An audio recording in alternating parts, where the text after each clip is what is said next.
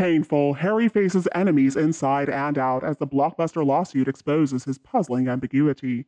He has finally taken to the stand, and almost immediately a string of truly baffling questions emerged.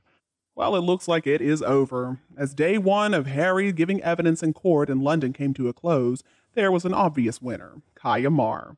So after Harry, recovering no doubt from whatever had kept him away from the proceedings the previous day, he entered the High Court to the displeasure of the judge, and Mr. Marr, a cartoonist, cunningly capitalized on having a big press pack, some live TV cameras, and even a helicopter hovering overhead. So he was holding up this work of art, that's all I can call it, featuring Meghan wearing a wedding dress sitting on a donkey, and then Harry was in a loincloth holding a spear, and he paraded in front of the world's cameras, showing off his piece, and he should have. It was genius. But inside the courtroom, things were much more serious. Harry came face to face with what sounds like a painful first for him. Somebody actually pushed back against his nonsensical claims. When Harry walked through the courtroom doors on Tuesday, he made history as the first senior member of the royal family to sit in the witness box since the future Edward VII was called to give evidence in a slander case involving a couple of aristocrats and an illegal baccarat game. But at the root of Harry's case are some much more serious claims, especially that the Mirror Group newspapers published 147 stories between the years of 1996 and 2010 that included information that was gained unlawfully, allegedly. Now, of those pieces, 33 have been selected to be considered in this case. Although for years now, Harry has been sharing his truth with us through interviews and podcasts and on television, he has only received questions from star interviewers who certainly handled him with kid gloves. And when it came to people like Oprah Winfrey or Anderson Cooper, with the exchanges having to be condensed and edited to only run so long, there wasn't much room, if interest, in anything like a little bit of pushback from these journalists.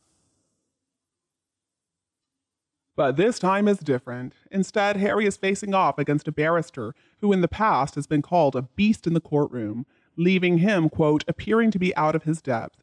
But the British legal system doesn't allow second takes, and they require claims to be supported by more than an occasional lip jut or a heartstring-tugging reference to the tragedy of Diana, Princess of Wales. And as Harry has now found out, there is a lot of difference between making claims to friendly journalists from the safety of a California McMansion and being questioned in court by Andrew Green Casey, a very experienced barrister. Harry was sworn in and he was sitting in the witness box, and reportedly Mr. Green proceeded to begin to walk him through the 33 stories at the heart of this case, spending an hour only on the first one. Well, it looks like he's quite different from Oprah, huh? According to the Times, Harry, quote, struggled to justify his phone hacking claims, and was also, quote, forced to admit repeatedly that some of the 33 articles had, quote, actually emerged from official palace statements, interviews with him or his mother, or previous media reports. For example, one of the stories in question is titled, Diana So Sad on Harry's Big Day, and it dates back all the way to 1996. It was talking about a trip the princess had taken. Mr. Green pointed out that Diana's trip had actually been reported by the Press Association before the Mirror ran the story, and her communications secretary had actually confirmed the details of this trip to PA. Harry also did not get a cell phone of his very own until 1998. Oops. Now, when Harry suggested that maybe it was Diana's phone that was hacked, Mr. Green's response was this: that's just speculation you've come up with now. Whew. Or we can look at a story from 2000 about Harry going rock climbing instead of going to a gala for the late Queen Mother. Mr. Green cited a Daily Mail story that was published 2 days before the MGM piece about that same trip, and it included Buckingham Palace confirming that Harry and William wouldn't be attending the black tie occasion. Then Mr. Green asked Harry whose mobile he believed may have been hacked, and Harry said, I believe it could have been anyone from myself to my brother to Patty Haverson. Mr. Haverson ended up becoming Charles's communications secretary, but he only began working for Charles 4 years later in 2004. And then there was that story from 2003 about Harry leading cadets at an Eton parade. Mr. Green claimed the story actually came from a royal press release and included quotations from a spokesperson for the boys' school. He also questioned Harry over, as the Times reported, which articles caused him distress at the time of publication. and Harry was only 12 years old when that first story was published. He asked, "If you don't have a recollection of reading the article at the time, how do you say it has caused you distress?" And then came the big one. Harry had to admit that a claim made in the case simply did not line up with what he had written in Spare, and it basically went like that for the whole time. So essentially, what was happening in Court 15 was that for the first time since Megxit, Harry had to support his declarations with actual facts, with the person questioning him not caring about ratings or sound bites.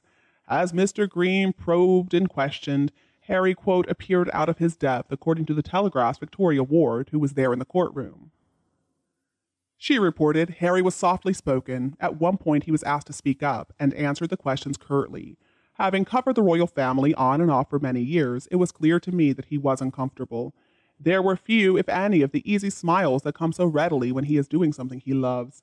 I'm not sure he even realized he was being set up to skewer himself, or that, to the onlookers in court, it did not appear to be going well. Now, at other times, Harry has shown that he does have a talent for theatrical rhetoric, like when he launched an unprecedented attack on the British government and said that it was at rock bottom. But while some self-righteous, arrogant posturing may make some interesting TV, it doesn't necessarily win in a courtroom. Whatever the outcome may be, it looks like Harry is really burning through whatever public goodwill he may have left in the UK, and he is proving that he is still just as obtuse as he ever was, and he lacks any sense of irony. Let's look at the title situation, for example. Through Netflix and Spare, Harry has made tens of millions of dollars by pointing out the failings of his own family.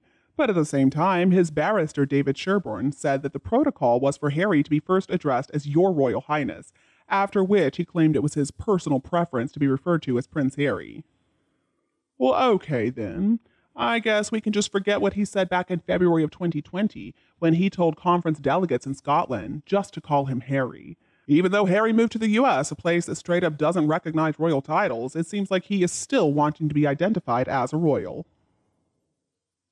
Or let's consider that rock bottom line. Harry has spent about 1 month out of the last 41 months in the UK, so how in the world is he in any kind of position to offer this diagnosis? And using rock bottom to describe the place that he was born is not really a way to charm the public. So now it's not only the media and the firm that Harry apparently isn't a big fan of, but also the government.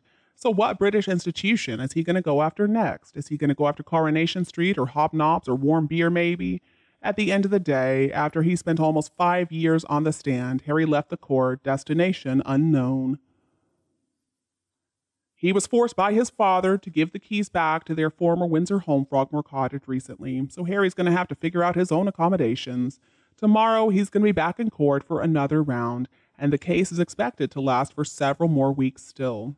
It seems like Harry really wanted his day in court, but after this experience, it sounds like maybe he should be a bit more careful about what he wishes for. Maybe next time he can just wish for a new polo pony.